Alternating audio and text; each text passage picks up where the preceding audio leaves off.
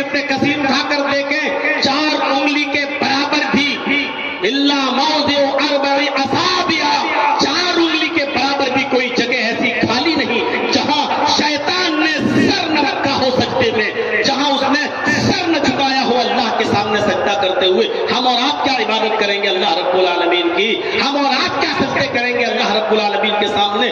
اتنے سجدے تھے ابلیس کے، اتنا وہ سجدہ کرتا تھا کہ ما فیہا موضع اربع اصابع، کوئی 4 انگلی کے برابر بھی کوئی جگہ ایسی خالی نہیں کہ جہاں اس نے سر نہ جھکایا ہو، سجدہ نہ کیا ہو عبادت، لیکن اس کے باوجود اس کو نکال دیا اللہ نے کہ اب تیری ضرورت نہیں، رامدہ درگاہ کر دیا۔ اے بڑے بڑے حاجیوں، نمازیوں، ساہوکاروں، چودھریوں، تہجد گزاروں، بڑی بڑی لمبی داڑیاں رکھ کر فجر کی نماز جماعت کے ساتھ پڑھنے والوں، لیکن اپنے بھائیوں کا حق مار کے کھا جانے والوں، ان پر ظلم کرنے والوں، شادیوں میں اپنی بیٹی کو 8-10 لاکھ کا جہیز دے کر، فارچونر 4 ویلر دے کر، پوری وراثت سے اپنی بیٹی اور اپنی بہن کا حق مار کر کھا جانے والوں، غور کرو عبادت میں شیطان بھی پیچھے نہیں تھا۔ اس نے اتنے سجدے کیے اس زمین کے اوپر کہ اس کے سجدوں کا احاطہ نہیں کر سکتے ہو۔ اس نے اللہ کی کے ساتھ کسی کو شریک نہیں کیا تھا، اس نے اللہ کی عبادت میں کوئی کمی نہیں رکھی تھی، اور وہ شیطان اللہ کے سامنے سجدہ کرنے کا انکاری بھی نہیں تھا، لیکن اس نے آدم کو سجدہ نہیں کیا، اللہ کا ایک حکم نہیں مانا، صرف ایک حکم اور نکال دیا گیا۔ یہاں تو زمین و جائیدادیں قبضہ کیے بیٹھے ہیں، سگا بھائی سگے بھائی کو کھایا جا رہا ہے، بھائی اپنی بہنوں کا حق مار کے کھائے جا رہے ہیں، باپ اپنی بیٹیوں کا حق مار کے کھایا جا رہا ہے۔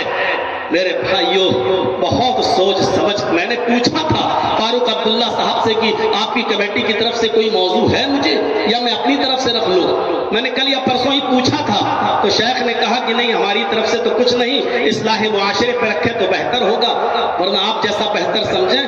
تو بہت سوچ سمجھ کر میں نے اس ٹاپک کو اٹھایا کہ آج اس چیز کی ضرورت ہے۔ آج حاجی سمجھتا ہے کہ میں نے نماز پڑھ لی، ہو گئے بس پارسا، یہاں مرے ڈائریکٹ جنت الفردوس میں داخل۔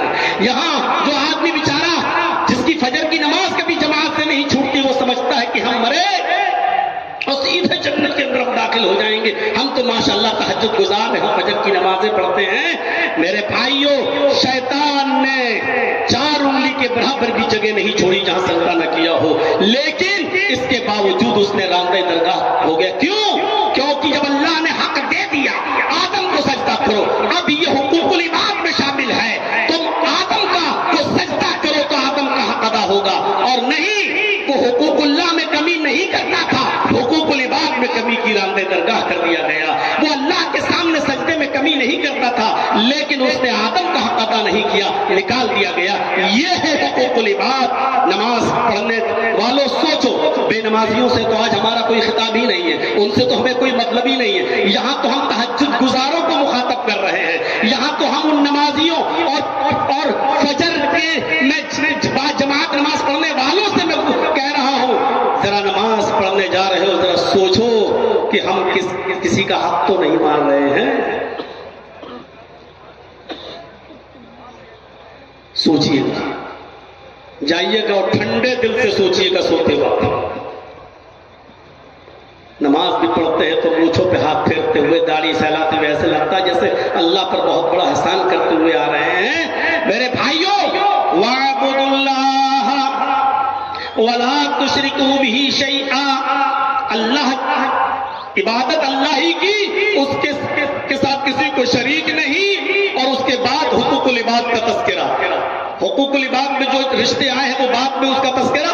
پہلے یہ بتا دوں کہ بندہ دیکھیے، حضرت آدم کو سجدہ نہیں کیا، راندہ درگاہ کیا۔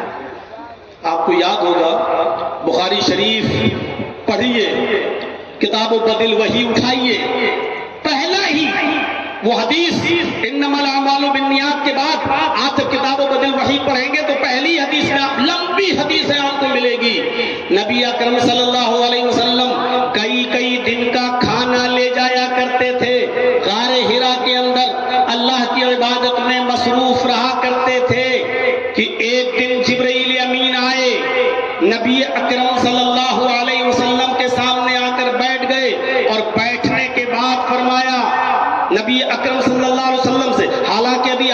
نہیں بنے ہیں، ابھی آپ رسول نہیں بنے ہیں، ابھی قرآن کی کوئی آیت نبی اکرم پر نازل نہیں ہوئی ہے، یہ پہلا واقعہ ہے، پہلا موقع ہے۔ حضرت جبرائیل علیہ السلام نبی اکرم صلی اللہ علیہ وسلم کے پاس جا کر بیٹھ گئے اور کہا اقرا یا محمد، اے محمد پڑھو۔ کیا کہا؟ اقرا یا محمد، اے محمد پڑھو صلی اللہ علیہ وسلم۔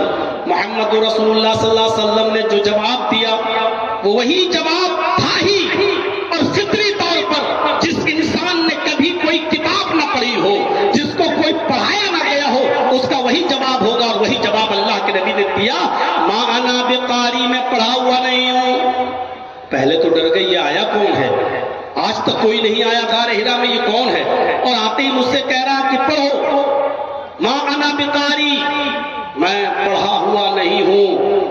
بخاری کے الفاظ، اللہ کے نبی فرماتے ہیں کہ اس نے مجھے پکڑا، اپنے سینے سے لگایا، اور اس نے اتنی زور سے مجھے دبایا کہ مجھے ایسا لگا کہ کہیں میری جان نہ چلی جائے۔ اس نے اتنی زور سے مجھے دبایا کہ مجھے ایسا لگا، ایسا محسوس ہوا کہ کہیں میری جان نہ چلی جائے۔ اس کے بعد میں اس نے چھوڑا، اور چھوڑنے کے بعد پھر اس نے کہا اقرا یا محمد، اے محمد پڑھو۔ ظاہر بات ہے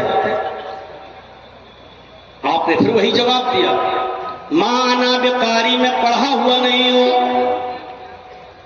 جبرائیل امین نے پھر پکڑا، پکڑنے کے بعد اپنے سینے سے دبایا، اور اتنی زور سے دبایا کہ اللہ کے نبی صلی اللہ علیہ وسلم فرماتے ہیں کہ پھر مجھے ایسا لگا کہ کہیں میری جان نہ چلی جائے۔ اس کے بعد میں چھوڑا، چھوڑنے کے بعد پھر کہا اقرا یا محمد، اے محمد پڑھو۔ بار بار تم مجھ سے پڑھنے کے لیے کہہ رہے ہو، میں نے تم کو جواب دیا کہ ما انا بقاری، میں پڑھا ہوا نہیں ہوں۔ بعض دوسری روایتوں میں یہاں تک آتا ہے کہ اللہ کے نبی نے تیسری بار اس سے کہا ماذا کرو، مجھ سے بار بار کہنے والے پڑھو پڑھو پڑھو، تم ہی بتاؤ کہ میں کیا پڑھوں، جبکہ میرا جواب یہ کہ ما انا بقاری، میں پڑھا ہوا نہیں ہوں۔ تو اب آپ ہی بتاؤ کہ میں کیا پڑھوں، بار بار کہہ رہے ہو پڑھو، تو تم ہی بتاؤ میں کیا پڑھوں۔ پکڑا، پھر دبایا، اور اتنی زور سے دبایا کہ اللہ کے نبی صلی اللہ علیہ وسلم فرماتے کہ مجھے پھر محسوس ہوا کہ کہیں میری جان نہ چلی جائے، اور اس کے بعد میں چھوڑا، اور چھوڑنے کے بعد کہا اقرأ باسم ربک الذی خلق، خلق الانسان من علق، اقرأ وربک الاکرم الذی علم بالقلم، علم الانسان ما لم یعلم۔ یہ 5 آیتیں نازل ہوئیں نبی اکرم جناب محمد رسول اللہ صلی اللہ علیہ وسلم کے اوپر۔ اقرأ باسم ربک الذی خلق، خلق الانسان من علق، اقرأ وربک الاکرم الذی علم بالقلم، علم الانسان ما لم یعلم۔ جبرائیل یہ پڑھنے کے لیے جب کہا کہ یہ پڑھو، پڑھایا، اور اس کے بعد میں چلے گئے، لیکن نبی اکرم صلی اللہ علیہ وسلم ڈر گئے۔ ابھی آپ کو پتہ نہیں ہے، ابھی یہ بھی نہیں معلوم کہ میں اللہ کا رسول بنا دیا گیا ہوں، ابھی یہ بھی نہیں معلوم کہ یہ تھا کون، لیکن اس حادثے سے آپ ڈر گئے، اور اتنا ڈر گئے کہ آپ نے رات ہی میں وہ غار ہرا چھوڑ دی، اور وہاں سے دوڑے اپنے گھر کی طرف گئے، اور جیسے ہی اپنے گھر میں انٹری لیتے ہیں، بخاری کتابوں پر وحی کے الفاظ ہیں، اپنے گھر میں گھستے ہیں، حضرت خدیجہ سے کہتے خدیجہ زملونی زملونی یا خدیجہ، زملونی یا خدیجہ، اے خدیجہ مجھے چادر اڑاؤ، اے خدیجہ مجھے کمبل اڑاؤ، اے خدیجہ مجھے چادر اڑاؤ، مجھے ڈر لگ رہا ہے۔ حضرت خدیجہ رضی اللہ تعالیٰ عنہا نے نبی اکرم صلی اللہ علیہ وسلم کے اوپر کمبل ڈال دیا، کوئی چادر ڈال دی، اڑا دیا آپ کو، حتی ذہب عنہ الرعب، جو خوف، جو دہشت نبی اکرم صلی اللہ علیہ وسلم کے دل میں لگی ہوئی تھی کہ وہ کون تھا، کیا تھا، کوئی جنات کا سایہ تو نہیں تھا، کوئی شیطان کا اثر تو نہیں تھا، کیا تھا وہ، کون تھا، کتنی طاقت تھی اس کے اندر، اس نے دبایا، مجھے لگا جیسے کہیں میری جان نہ چلی جائے۔ وہ آپ سوچتے رہے، اور اس وقت تک لیٹے رہے جب تک کہ یہ خوف، یہ دہشت نبی اکرم کے دل سے جب تک دور نہیں ہو گئی۔ پھر حضرت خدیجہ رضی اللہ تعالیٰ عنہا کو پورا واقعہ واقعہ بیان کیا. اے خدیجہ آج میرے ساتھ ایسا ہوا, اے خدیجہ آج میرے ساتھ یہ ہوا. آج کوئی آیا, اس نے مجھ سے کہا اقرا یا محمد, اے محمد پڑھو. میں نے کہا ما انا بقاری. پورا واقعہ بیان کر دیا کہ ایسا ایسا ہوا. خدیجہ اس نے اتنی تیز دبایا کہ مجھے لگا کہ کہیں میری جان نہ چلی جائے. لقد خشیت علی نفسی. خدیجہ مجھے اپنی جان کے جانے کا ڈر ہے. مجھے ڈر لگ رہا ہے کہ کوئی شیطان تو نہیں, کوئی جنات کا سایہ تو نہیں, کیا ہے. مجھے اپنی جان کا خطرہ ہے, مجھے اپنی جان کے جانے کا خدشہ لگ رہا ہے. میرے بھائیوں, حضرت خدیجہ کو جب یہ پورا واقعہ بیان کیا تو حضرت خدیجہ رضی اللہ تعالیٰ عنہا نے نبی اکرم کے جو اوصاف بیان کیے, آپ کے بارے میں جو کچھ بتایا, جو کچھ بیان کیا, اس کو سنیے. فرمایا کلا واللہ لا یخزیک اللہ ابدا انک لتصل الرحم وتحمل الکلا وتکسب المعدوم وتقری الضیف وتعین علی نوائب الحق. میرے بھائیوں, یہ اوصاف حمیدہ بیان کی حضرت خدیجہ رضی اللہ تعالیٰ عنہا نے نبی اکرم کے. یہ وصف, یہ وشیشتائیں, یہ اوصاف محمد رسول اللہ کے اندر اس وقت بھی تھے جب آپ نبی نہیں بنے تھے. میرے بھائیوں, پھر نبی بن جانے کے بعد, رسول بن جانے کے بعد آپ نے ان رشتہ داریوں اور ان حقوق کو کتنا ادا کیا ہوگا.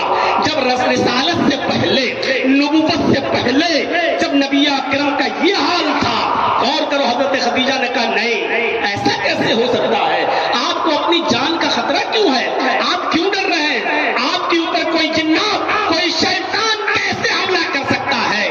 نہیں, لا یخزیک اللہ ابدا. اللہ آپ کو کبھی رسوا نہیں کرے گا, اللہ آپ کو کبھی ضائع نہیں کرے گا. کیوں نہیں کرے گا, اس کا ریزن بتایا ہے, اس کی وجہ بتائی ہے. انک لتصل الرحم. آپ تو رشتہ داریوں کو جوڑتے ہیں, آپ تو قرابت داروں کا خیال رکھتے ہیں, آپ تو رشتہ داریوں کو ملاتے ہیں. رشتہ داریوں کو کاٹنے والوں سنو, یہ پہلا بس حضرت خدیجہ نے بیان کیا, اور یہ نبی اکرم کے اندر پہلا بس اس وقت بھی موجود تھا جب آپ نبی نہیں بنے تھے, جب آپ رسول نہیں ہوئے تھے. غور کیجئے, جس نبی کی تعلیم, جس نبی کا معمول یہ رہا ہو, عادت نبی بننے سے پہلے رشتہ داریوں کو جوڑنے کی رہی ہو, نبی بننے کے بعد اس نے رشتہ داریوں کے مقام و مرتبے کو کتنا بلند کیا ہوگا اور کتنا اونچا کیا ہوگا. انک لتصل الرحم. آپ تو رشتہ داریوں کو جوڑتے ہیں. وتحمل الکلا. آپ تو بے کسوں کا بوجھ اٹھاتے ہیں, جو بوجھ سے دبا جا رہا ہے آپ اس کا بوجھ اپنے سر پر لاد لیتے ہیں اور اس کو اس کے گھر تک پہنچا دیتے ہیں.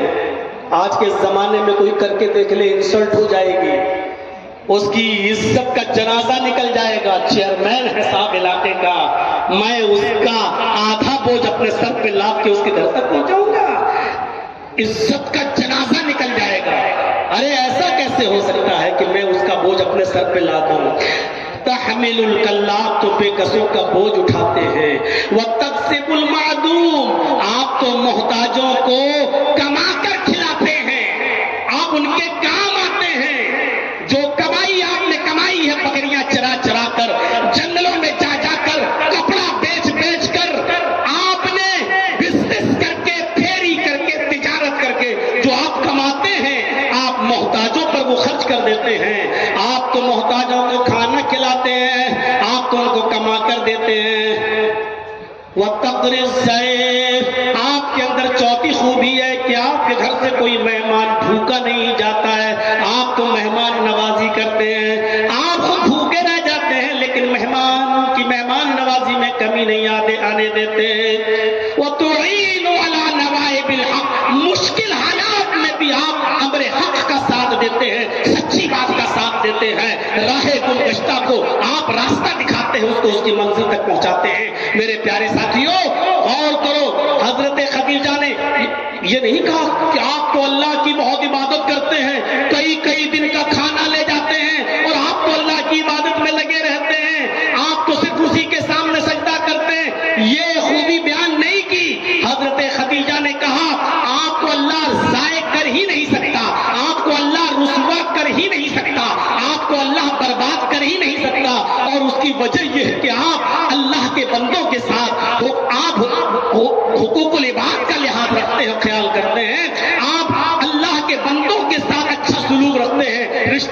کو جوڑتے ہیں، بے کسوں کا بوجھ اٹھاتے ہیں، محتاجوں کو کھانا کھلاتے ہیں، مہمان نوازی کرتے ہیں اور مشکل حالات میں امر حق کا ساتھ دیتے ہیں، یہ خوبیاں آپ کے اندر ہیں، تو پھر آپ کو اللہ برباد کیسے کر سکتا ہے؟ آپ کو اللہ ضائع کیسے کر سکتا ہے؟ میرے پیارے ساتھیوں، اندازہ لگائیے، یہ ہے حقوق العباد۔ نبی اکرم جناب بخاری کی روایت ہی ہے، حضرت محمد رسول اللہ صلی اللہ علیہ وسلم نے ایک مرتبہ مجلس میں تمام صحابہ سے جب پوچھا تو یہی تو کہا تھا، من اصبح منکم اليوم صائما، آج کون ایسا شخص ہے جس نے صبح اس حال میں کی کہ وہ روزے سے ہو، نفلی روزے کے بارے میں، تو ابو بکر صدیق ہی اٹھے تھے۔ پھر آپ نے کہا کہ من اصبح منکم، آج کس نے صبح اس حال میں کی کہ اس نے کسی مسکین کو اور محتاج کو کھانا کھلایا ہو؟ پھر آپ نے پوچھا ایسا کون ہے جس نے آج کسی بیمار آدمی کی عیادت کی ہو؟ من اصبح منکم، تم میں سے کون ہے جس نے آج عاد منکم مریضا، جس نے آج کسی مریض کی عیادت کی ہو؟ پھر آپ نے پوچھا تم میں سے کون ہے آج جس نے صبح اس حال میں کی ہو کہ وہ کسی جنازے میں شرکت کیا ہو اور کسی مسجد کے ساتھ ساتھ قبرستان تک اس کے ساتھ گیا ہو؟ میرے بھائیوں، چاروں بار میں حضرت ابو بکر صدیق ہی اٹھے، حضرت ابو بکر صدیق اٹھے، میں نے ہی مسکین کو کھانا کھلایا، میں ہی بیمار کو آج دیکھنے گیا، میں ہی آج ایک جنازے میں شرکت بھی کی، اس کی نماز جنازہ بھی پڑھائی اور اس کو قبر میں اتارا بھی، یہ ساری خوبیاں میرے اندر آج میں نے اس حال میں صبح کی ہے۔ ہاں، اس کے ساتھ ساتھ حقوق اللہ بھی ادا کیا، وہ الگ بات ہے کہ روزہ فرض نہیں تھا لیکن اس کے باوجود میں نے نفلی روزہ رکھا۔ ایک کام تھا صرف نفلی روزہ، بقیہ تینوں چیزیں جو بتائیں وہ حقوق العباد سے تعلق رکھتی ہیں۔ تو اللہ کے نبی صلی اللہ علیہ وسلم نے کیا فرمایا؟ جس نے صبح اس حال میں کی وہ جنت میں میرے ساتھ ہوگا، وہ جنت میں داخل ہوگا۔ اے ابو بکر، تم جنت کے اندر داخل ہوگے۔ میرے پیارے ساتھیوں، غور کرو، حقوق العباد کی یہ اہمیت ہے، حقوق العباد کا یہ مقام اور یہ مرتبہ ہے۔ آج ہم کیا حقوق العباد کا خیال رکھ رہے ہیں؟ جائیے گا، سوچئے گا، ہمارا پڑوسی کے ساتھ کیا معاملہ ہے؟ حقوق العباد میں صرف اتنا ہی نہیں آتا ہے، غیر مسلموں کے ساتھ کیا سلوک ہے، مسلمانوں کے ساتھ کیا سلوک ہے، مسلم قیدیوں کے ساتھ کیا سلوک ہے، عورتوں کے ساتھ کیا سلوک ہے، بیویوں کے ساتھ کیا سلوک ہے، بیواؤں کے ساتھ کیا ہمارا سلوک ہے، یتیموں کے ساتھ کیا ہمارا سلوک ہے، غیر مسلموں کے ساتھ کیا ہمارا سلوک ہے۔ ارے شریعت نے تو جانوروں تک کے حقوق بیان کیے ہیں، اور پڑھیے گا جانوروں کے چیپٹر کو کھول کے اللہ کے نبی صلی اللہ علیہ وسلم نے یہاں تک متعین کیا ہے کہ اگر کوئی جانور تم پالے ہوئے ہو اور کھیت جوتنے کا کام لیتے ہو اس سے، کھیتی باڑی کا، تو اس کے اوپر کتنا بوجھ لاد سکتے ہو اور کتنی دیر اس سے کام کرا سکتے ہو اور کتنی دور بیٹھ کر اس پر سفر کر سکتے ہو اور اس کے اوپر کتنا بوجھ لاد سکتے ہو، یہ ساری چیزیں شریعت میں موجود ہیں اور شریعت اس سے بھری پڑی ہوئی ہے۔ جو شریعت جانوروں تک کے حقوق میں کمی نہ ہونے دیتی ہو اور ہمیں حکم دیتی ہو کہ جانوروں کے ساتھ بھی اچھا سلوک ہو، وہ حقوق العباد کے معاملے میں کتنی میرے بھائیوں چوکس ہوگی اور ہمارے اوپر کتنا بار ڈال رہی ہوگی کہ تم حقوق العباد کا خیال رکھو۔ وہ حدیث تو آپ نے سنی ہوگی، حدیث قدسی ہے مسلم شریف کی، 20 مرتبہ آپ نے اپنے علاقے کے علماء سے سنا ہوگا، 20 مرتبہ آپ نے اپنے علاقے کے علماء سے سنا ہوگا۔ حدیث قدسی ہے، وہ حدیث قدسی کہتے ہی اسی کو ہیں جس میں اللہ کے نبی صلی اللہ علیہ وسلم یہ کہیں کہ اللہ فرماتا ہے، نبی اکرم صلی اللہ علیہ وسلم کہیں کہ اللہ نے فرمایا، وہ حدیث قدسی کہلاتی ہے۔ قیامت کے دن اللہ رب العالمین ایک شخص کو بلائے گا، سیدھے اس سے یہی سوال کرے گا، مسلم شریف کی حدیث، اے میرے بندے، دنیا میں بھوکا تھا، تو نے مجھے کھانا کیوں نہیں کھلایا؟ کیسا لگ رہا ہے؟ وہ اللہ جو کھانے اور پینے سے پاک ہو، جو نہ کھاتا ہو نہ پیتا ہو. اور یہ عقیدہ توحید کا ایک حصہ ہے. جو اللہ کو کھانے اور پینے والا مانتا ہے وہ مسلمان نہیں ہو سکتا ہے. یہ عقیدہ ہونا چاہیے. اللہ نہ کھاتا ہے نہ پیتا ہے نہ سوتا ہے. لا تأخذہ سنۃ ولا نوم. اس کو اونگ تک نہیں آتی. نیند تو بہت دور کی بات. اونگ تو جانتے ہی ہے نا, اور نہ جانتے ہو تو جمعے کے دن چلے جائیے گا مسجد میں, جاتے ہی ہوں گے. اور کوئی مولانا صاحب بیچارے سیدھی سیدھی تقریر کر رہے ہوں, جیسے کتاب پڑھی جاتی ہو اس انداز میں سمجھا رہے ہوں, تو یہ اس کو یہ بھی نہیں آتا. لیکن قیامت کے دن اللہ ایک انسان کو بلائے گا, ادھر آؤ, اس سے کہے گا دنیا میں بھوکا تھا, تو نے مجھے کھانا کیوں نہیں کھلایا؟ اور اس آدمی کا جواب بھی یہی ہوگا, اے اللہ تجھے کون کھلائے گا اور کیسے کھلا سکتا ہے, تو کھاتا ہی نہیں. اے اللہ تو ساری کائنات کو کھلانے پلانے والا ہے, پھر تو کیسے؟ اس کے جواب میں اللہ رب العالمین جو کہے گا, اے میرے بندے دنیا میں میرا فلاں بندہ بھوکا تھا. اے میرے بندے دنیا میں میرا فلاں بندہ بھوکا تھا, اگر تو نے اس کو کھلایا ہوتا تو مجھے اس کے پاس پاتا. اس کے پاس پاتا مطلب یہ تھوڑی کہ میں وہاں موجود ہوتا,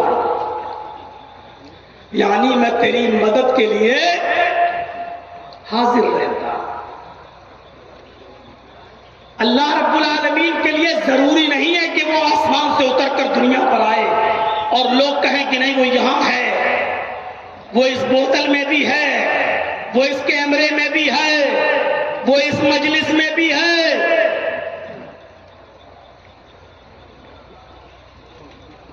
اللہ آسمان پر ہے, ثم استوى علی العرش, وہ عرش پر ہے. ہاں اس کا علم ہر جگہ ہے, وہ اپنے علم کے اعتبار سے ہر جگہ. میرے بندے اگر تو نے اس کو کھلایا ہوتا تو مجھے اس کے پاس پاتا ہے, نہیں میں تیری مدد کرتا. جب تو اس کا نہیں ہوا تو میں تیرا نہیں, کیوں تیری مدد کروں؟